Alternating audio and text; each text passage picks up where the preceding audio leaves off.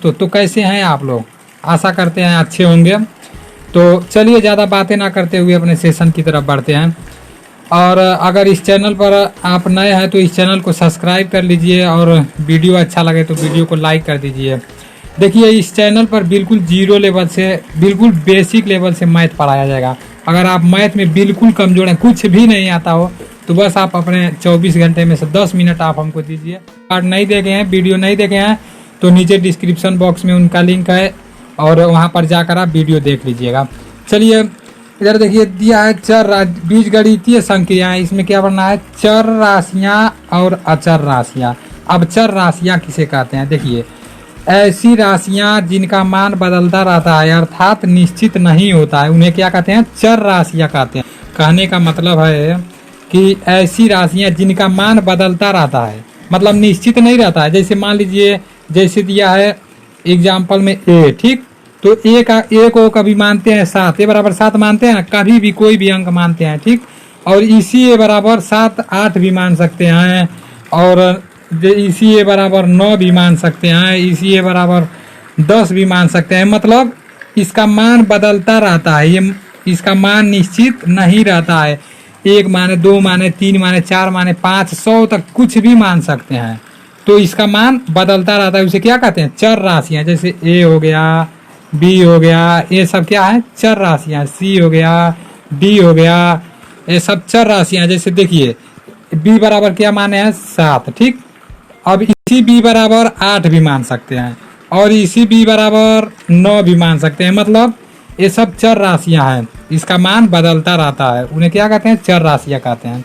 चर राशियां आपको समझ में आ गया होगा। अब देखिए ऐसी राशियां जिनका मान निश्चित होता है अर्थात बदलता नहीं है, उसे क्या कहते हैं, अचर राशियां। कुछ सब बात समझ में आई। उसमें तो ए चर में ए था तो ए का मान 7 भी हो जाता था, 8 भी हो जाता था, 9 भी हो जाता था, बदलता रहता था। उसे क्या कहते थे, चर राशियां कहते थे। और इसमें क्या दिया है, अचर राशियां, इसका मान बदलेगा नहीं। अब देखिए एक है तो एक ही रहेगा ना, इसके मान में कोई परिवर्तन नहीं होगा। अब 2 है तो 2 ही रहेगा, 3 है तो 3 ही रहेगा, मतलब इसके मान में परिवर्तन नहीं होगा। जैसे जो अंक रहेगा वही रहेगा। और देख लीजिएगा। और जैसे एक बात और है, एक तरीका और है इसको याद करने का। देखिए चर राशियां, च और र कितना अक्षर हुआ, 2 अक्षर, छोटा है ना। और अ, च और र, अक्षर बड़ा है, चर से अक्षर बड़ा है। देखिए इसमें 2 अक्षर है और इसमें 3 अक्षर है, तो ABCD में कितना अक्षर होता है, ए से जेड तक 26 अक्षर होता है ना। तो जो छोटा है वो छोटा है, ध्यान दीजिएगा। देखिए जैसे ए से जेड तक 26 अक्षर होता है, तो वो चर राशियां हो गई, ठीक। और अचर राशियां 1 से 100 तक, 1 से 100 में बहुत, मतलब 100 बार मतलब गिनेंगे। ये बड़ा है ना, अचर दिखने में ही बड़ा लग रहा है, तो वो अचर राशियां हो गई 1 से 100 तक। और ABCD मतलब जेड तक ये छोटा है, तो ये चर राशियां हो गई। चर और अचर आपको अब तो आपको लग रहा होगा कि कंफ्यूजन नहीं होगा, आपको अच्छे से समझ में आ गया होगा। तो चलिए आगे बढ़ते हैं। देखिए उसमें चर अचर आपको कंफ्यूजन तो होगा नहीं। चर राशियां किसे कहते हैं, अचर राशि। अरे चर छोटा है तो ABCD में 26 गो अक्षर आता है, उसी तरह आप ध्यान में बैठा लीजिए। ABCD में 26 गो अक्षर आता है, च और र 2 अक्षर का है, तो ये चर हो गया ABCD। और अचर बड़ा है, 3 अक्षर आता है, अ, च और र, तो ये हो गया 1 से 100 तक काउंट करेंगे तब होगा। समझ में आ गया। चर अचर तो मतलब कंफ्यूजन नहीं होगा, हमको लग रहा है ऐसे कि मतलब अब कंफ्यूजन नहीं होगा। अब देखिए इसमें क्या दिया है, रूल नंबर 1। देखिए समान प्रकार की चर राशियों में, चर राशियां कह रहा है, चर राशियां मतलब ABCD जो है उसी को, समान प्रकार की चर राशियों को आपस में जोड़ा या घटाया जा सकता है। और दिया है लेकिन असमान प्रकार के चर राशियों को आपस में जोड़ा या घटाया नहीं जा सकता है। ध्यान दीजिएगा, दिया है समान प्रकार की चर राशियों को आपस में जोड़ा या घटाया जा सकता है, लेकिन असमान प्रकार के चर राशियों को आपस में जोड़ा या घटाया नहीं जा सकता है। ध्यान दीजिएगा, ध्यान दे। देखिए यहाँ पर दिया है समान प्रकार के चर राशि, ए है तो ए बी है, तो दोनों समान है ना। देखिए ए बी है और ए बी है, तो मतलब दोनों समान है। दोनों एक ए है तो दूसरा भी ए है, दोनों समान है, तो इसको आपस में जोड़ भी सकते हैं और घटा भी, दोनों कर सकते हैं। भाग और गुणा नहीं ध्यान दीजिएगा। देखिए जोड़ और घटाना बता रहा हूँ, देखिए ए है ना, समान है, ए भी ए है, तो इसको जोड़ सकते हैं। जैसे एक ए और एक ए कितना हो गया, 2a हो गया। तो कहने का मतलब है कि समान प्रकार के चर राशियों को, चर राशियां मतलब एबीसीडी को आपस में जोड़ और घटा सकते हैं। देखिए जोड़ दिए हैं, 2a हो गया। अब नीचे देखिए, नीचे दिया है कि 3a, ठीक, ए क्या है, चर राशियां है, और 2a, तो इसमें भी ए चर राशियां, दो समान प्रकार के चर राशियां हैं ना। और इसका ये तीन दे दिया है, आगे इसके आगे 2 दे दिया, तो इसको छोड़िए। ये बोला है कि समान प्रकार के चर राशियों को आपस में जोड़ा या घटाया जा सकता है, तो इसको जोड़ सकते हैं ना। देखिए समान प्रकार के दिया है, तो 3a है और प्लस 2 है, तो 3 और 2 कितना हुआ, 5 हुआ, और ए 5a हो गया ना, 3a और 2a 5a हो गया।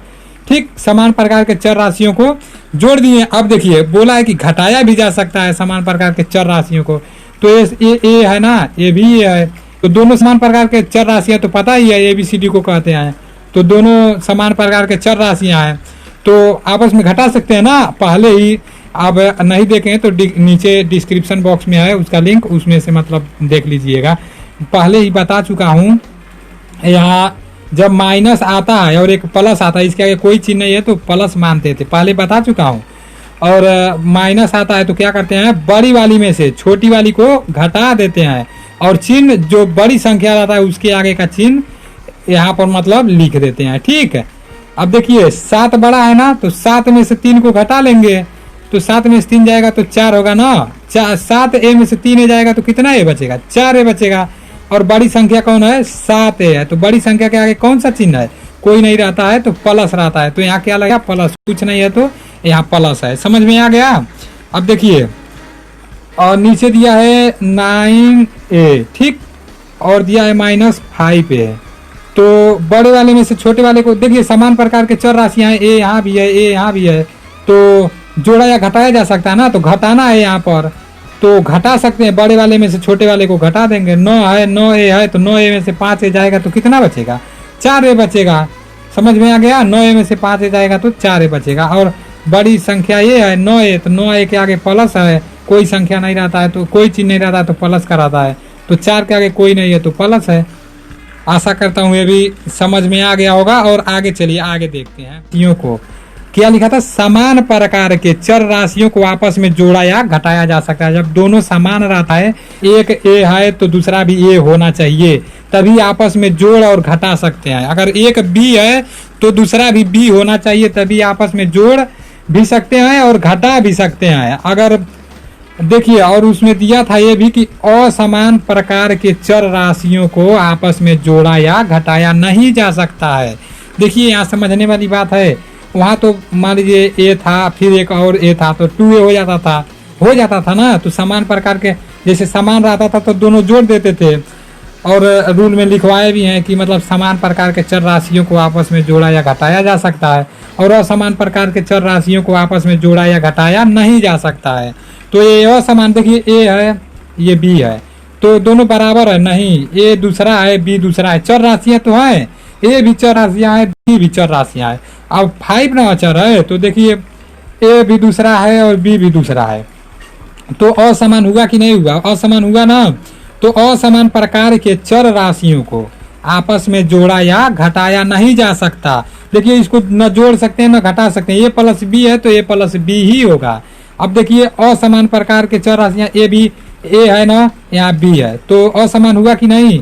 चर राशियां तो है, ए भी चर राशियां है, बी भी चर राशियां। अब 5 ना अचर है, तो इसको छोड़िए, अभी तो हम इसका देख रहे हैं ना, तो इसमें 5a में से b घटा सकते हैं नहीं। अगर यहाँ ये रहता तो घटा देते, जोड़ देते, यहाँ प्लस है तो देखिए यहाँ मतलब ज्यों का त्यों उतार देंगे, न जोड़ेंगे न घटाएंगे।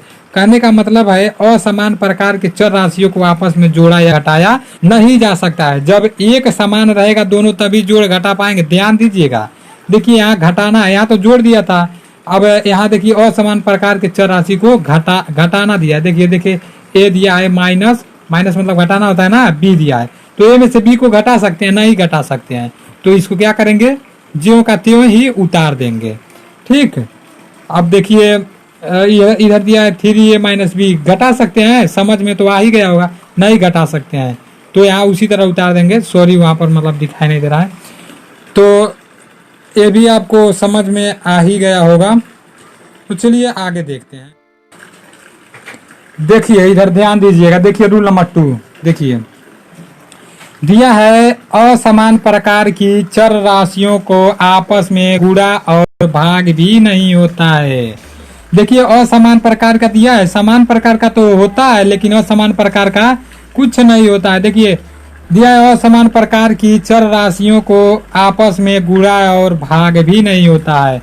जैसे दिया है ए गुणे बी, ठीक, ए दूसरा है बी दूसरा, चर राशियां तो है लेकिन ए समान है दोनों नहीं है, ए कुछ और है बी कुछ और है, तो इसको आपस में गुणा भी नहीं कर सकते और भाग भी नहीं कर सकते। देखिए ए गुणे बी दिया है ना, तो उसी तरह उतार दिए ए इंटू बी, ठीक। अब देखिए नीचे नोट दिया है कि दो चर राशियों के बीच में कोई भी चिन्ह ना हो तो गुणे का चिन्ह लगाते हैं। समझ में आ गया। अब देखिए जोड़ में बताए थे प्लस का चिन्ह लगाते हैं। जब मान लीजिए जब हम जोड़ बताए थे तो बताए थे अगर मान लीजिए 3 है -2 है तो 3 के आगे कोई चिन्ह है तो प्लस का। अब देखिए इसमें चर राशियां बताए, ये तो अचर था ना, 3 अचर था पहले बताया हूँ, और देखिए ये चर है तो क्या दो चर राशियों के बीच अगर कोई भी चिन्ह ना हो तो किसका लगाते हैं, गुणे का। दो चर राशियां है ना, ये भी चर है और ये भी चर है लेकिन ये दोनों असमान है, ये दूसरा है ये दूसरा है, तो इन दोनों के बीच कोई चिन्ह है नहीं है, तो ये नहीं रहता तो क्या लगते हैं, गुणे लगाते हैं, ठीक। ध्यान दीजिएगा उसमें कंफ्यूजन नहीं होइएगा, पहले वीडियो में बताया हूँ, अगर पहला वीडियो आप नहीं देखे हैं तो डिस्क्रिप्शन बॉक्स में है उसका लिंक जाकर देख लीजिएगा। और देखिए उसमें बताए थे कि मतलब मान लीजिए उसमें जोड़ते थे, इसमें मान लीजिए ये तो है अचर है ना, अचर राशियां थी तो इसके आगे कोई चिन्ह नहीं रहता था तो प्लस का रहता था, ठीक। अब ये है चर राशियां, इसके आगे कोई चिन्ह नहीं रहेगा तो क्या रहेगा, गुणे का रहेगा। चर राशियां के आगे कोई चिन्ह नहीं रहेगा तो क्या रहेगा, गुणे का रहेगा। समझ में आ गया। दिया है समान प्रकार की चर राशियों का गुणा और भाग निम्नलिखित नियम के अनुसार होता है। अब ध्यान दीजिएगा असमान प्रकार का कहीं कुछ नहीं हो रहा है, वैसे का तैसे उतार दे रहे हैं चर राशियां, और देखिए अचर का बात ही नहीं कर रहा हूँ, चर का। और दिया है समान प्रकार का जोड़ भी हो जाता था, और देखिए समान प्रकार का चर राशियों का जोड़ भी हो जाता था। अब देखिए इसमें दिया है समान प्रकार की चर राशियों का गुणा और भाग निम्नलिखित नियम के अनुसार होता है। निम्नलिखित मतलब नीचे लिखे हुए नियम के अनुसार नीचे लिखा गया है। देखिए दिया है पहला, यदि आधार बराबर हो तो गुणा करते समय घातों जुड़ जाती हैं, मतलब घाते को जोड़ देते हैं। यदि आधार बराबर हो तो गुणा करते समय क्या करते हैं, घातों को जोड़ देते हैं गुणा करते समय। अभी भाग नहीं ध्यान नहीं दीजिएगा, न जोड़ है न घटाना है न भाग है, क्या है, गुणा है। यदि आधार बराबर हो और चर राशियां हो, नीचे का आधार होता है ना, तो आधार बराबर हो, जैसे ये है ना, ये दूसरा मतलब दोनों समान हो तो क्या होंगी, गुणा करते समय घातें आपस में जुड़ जाएंगी। अब देखिए ये यहाँ पर है ना, देखिए ये यहाँ पर है ना, और ये यहाँ जैसे यहाँ ये है ना, यहाँ ये है, ठीक।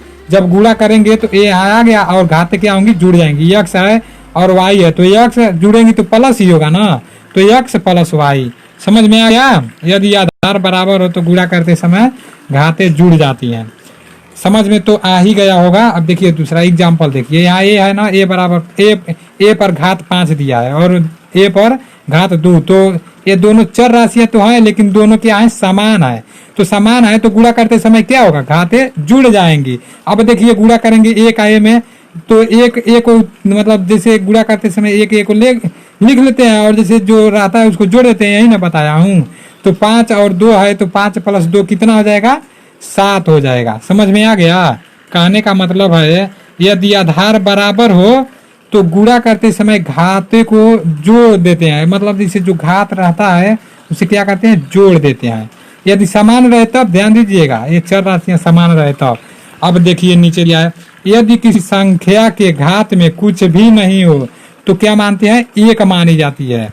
देखिए यदि कोई संख्या है, ठीक, उसका कोई घात नहीं है, ए है और गुणे ये है, ठीक, तो इसका घात कोई नहीं है, कुछ नहीं दिख रहा है ना, ए का घात कुछ नहीं है, इस ए का घात कुछ नहीं है, तो क्या मान लेते हैं, नियम में क्या है, यदि किसी संख्या के घात में कुछ भी नहीं हो तो क्या मानी जाती है, एक मानी जाती है। यहाँ एक मान लेंगे और यहाँ एक मान लेंगे। ठीक, अब देखिए एक हो गया ना, तो ये यहाँ पर लिख लीजिए। घाते बराबर हो तो जैसे आधार बराबर हो तो क्या करते हैं, ये लिख लेते हैं और ऊपर का जोड़ देते हैं। गुणा कर रहे हैं ना, तो गुणा करते समय दोनों को क्या करते हैं, जोड़ देते हैं। तो एक और एक कितना हो जाएगा, यहाँ 2 हो जाएगा, तो ए स्क्वायर हो जाएगा। समझ में आ गया। तो चलिए आगे बढ़ते हैं। यहाँ दिया है यदि आधार बराबर हो तो भाग करते समय घातें क्या होती है, घट जाती हैं।